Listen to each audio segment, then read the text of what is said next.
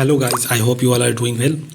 Today I am going to discuss the important topic of the Hindu newspaper, cost and benefit.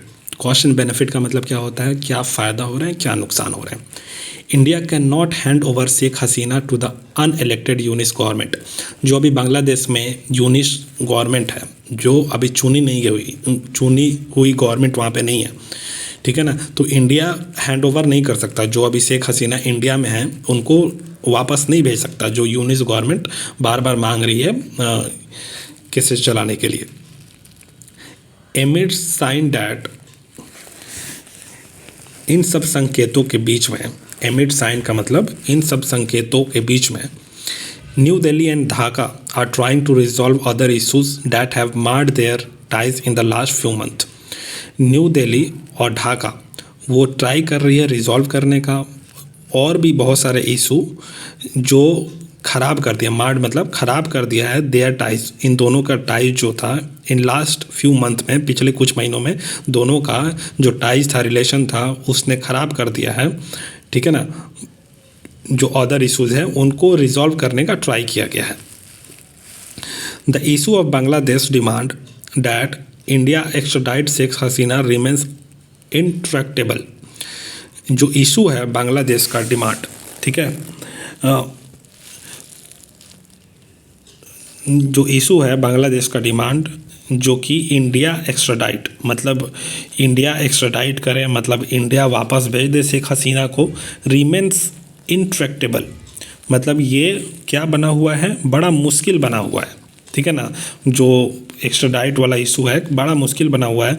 With neither side buzzing मतलब दोनों side में कोई भी side हिल नहीं रहा है और सरक नहीं रहा है. एक तरफ मांगा जा रहा है कि शेख हसीना को भेजो, लेकिन इंडिया भेज भी नहीं रही है. उसी का neither side buzzing. In December Indian foreign secretary Vikram Misri was able to convey during his Dhaka visit. जो दिसंबर में जो Indian foreign secretary Vikram Misri वो उन्होंने कन्वे किया था ढाका विजिट के समय कि that India remains A friend, जो इंडिया हमेशा दोस्त रहेगा. ही ऑल्सो रीअफर्म्ड, उन्होंने ये भी सुनिश्चित किया है द कंटिन्यूटी इन टाइज, जो रिलेशन जो है वो कंटिन्यू रहेगा इन ट्रेड में, एनर्जी में, इंफ्रास्ट्रक्चर में एंड कनेक्टिविटी में. The two sides appear to have calmed the situation at the borders as well. दोनों साइड दिखें, appear मतलब दिखें, to have calmed मतलब शांत दिखे, situation जो बॉर्डर पे है उस पे भी दोनों साइड शांत दिखें. Finally the government indicated finally government ने इंडिकेट किया पार्लियामेंट्री कमेटी को कि वाइल मिस हसीना रिमेंस इन दिल्ली, वो जबकि मिस हसीना जो हैं वो दिल्ली में रहेंगी एज इंडियाज़ गेस्ट की तरह. It had no truck with her political pronouncement and messages targeting mister Yunus, ठीक है ना. इट हैड नो ट्रक, ठीक है ना, कि इट हैड नॉट ट्रक मतलब हुआ कि मतलब कि नहीं सपोर्ट करना, मतलब जो भी मिस हसीना जो पॉलिटिकल भाषण बोल रही हैं या मैसेज दे रही हैं या टारगेट कर रही हैं मिस्टर यूनुस को, ठीक है, तो उसको क्या जो इंडिया है वो सपोर्ट नहीं करता है. It had not truck with her political announcement and messages targeting Mister Yunus. The situation seem to shift last week मतलब सिचुएशन जो है वो लगा शिफ्ट होते हुए पिछले हफ्ते. एज बांग्लादेश, जैसे Bangladesh sent New Delhi a note verbal, Bangladesh ने भेजा है एक note verbal diplomatic missive message भेजा है डिमांडिंग, क्या डिमांड करा, मिस हसीना का extradition to face trial for cases मतलब मिस हसीना को भेज दिया जाए बांग्लादेश में. इसका डिमांड किया है वर्बल भेज करके, मैसेज भेज करके, कह लिए कि वो फेस करे ट्रायल, जो केसेस लगे हैं उन पे उसको फेस करे. क्या क्या केसेस लगे हैं, डैट इंक्लूड करप्शन के केसेस लगे हैं and A Dhaka based international crimes tribunal charges भी लगे हैं उन पे. That she had perpetrated crimes against humanity, इन्होंने क्राइम किया है, मतलब ह्यूमैनिटी के खिलाफ क्राइम किया है। इन्होंने ऑर्डर दिया था। Police crackdown on student protester, मतलब पुलिस का क्रैकडाउन का ऑर्डर दे दिया था स्टूडेंट जो प्रोटेस्ट कर रहे थे वहाँ पे। The India Bangladesh extradition treaty of 2013, जो इंडिया बांग्लादेश एक्स्ट्राडिशन ट्रीटी है 2013 का, अमेंडेड इन 2016 में अमेंड हुआ था। सेट करता है कि the course of procedure quite clearly, जो कोर्स है, प्रोसीजर जो चलने का है वो काफ़ी क्लियर है। Which needs to be pursued through a more formal representative from Bangladesh to India. वो कैसे होगा, इसको ज़रूरत है एक परस्यू करने का, ये जो प्रोसीजर है उसको परस्यू करने का, किसके थ्रू, एक फॉर्मल रिप्रेजेंटेशन के थ्रू। बांग्लादेश से इंडिया में एक फॉर्मल रिप्रेजेंटेशन आया है, उसके थ्रू, ना कि मैसेज भेजे। Note verbal appears to be meant only to assuage domestic political constituency.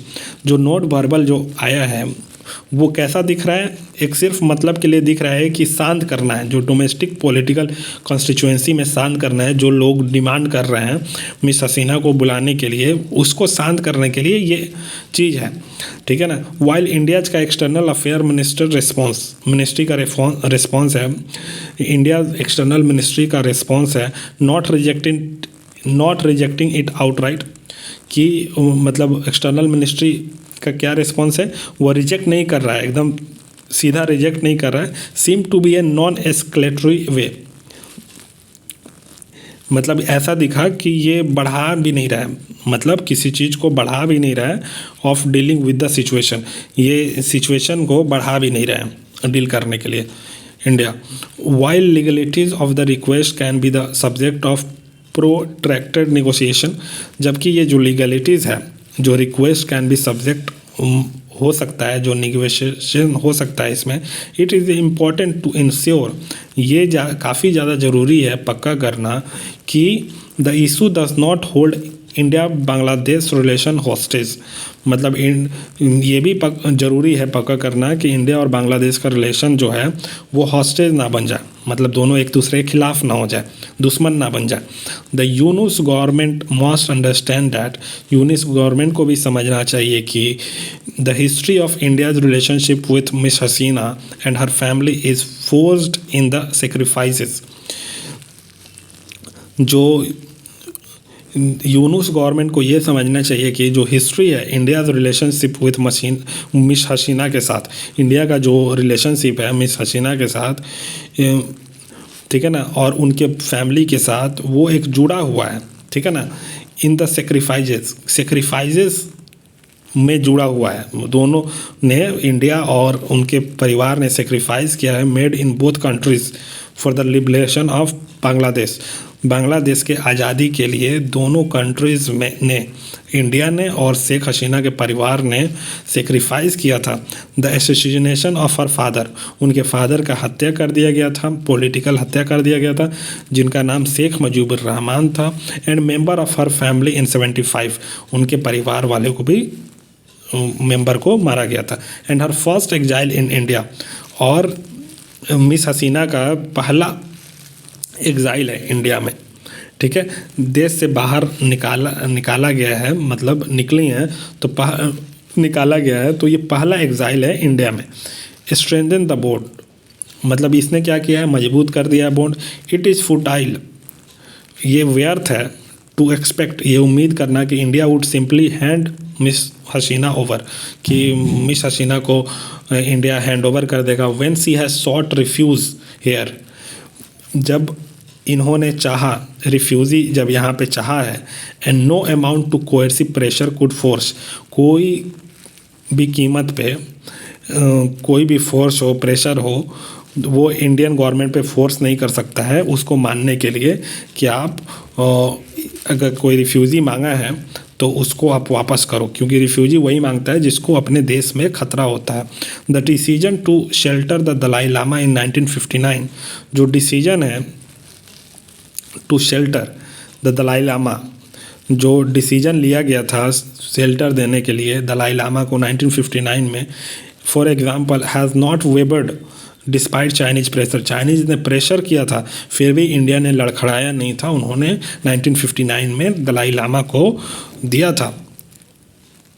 Further more, इसके अलावा bringing Miss Hasina to account is not the mandate of the interim regime, मतलब मिस हसीना को एक काउंटेबल ठहराना या अकाउंट में लाना, ठीक है,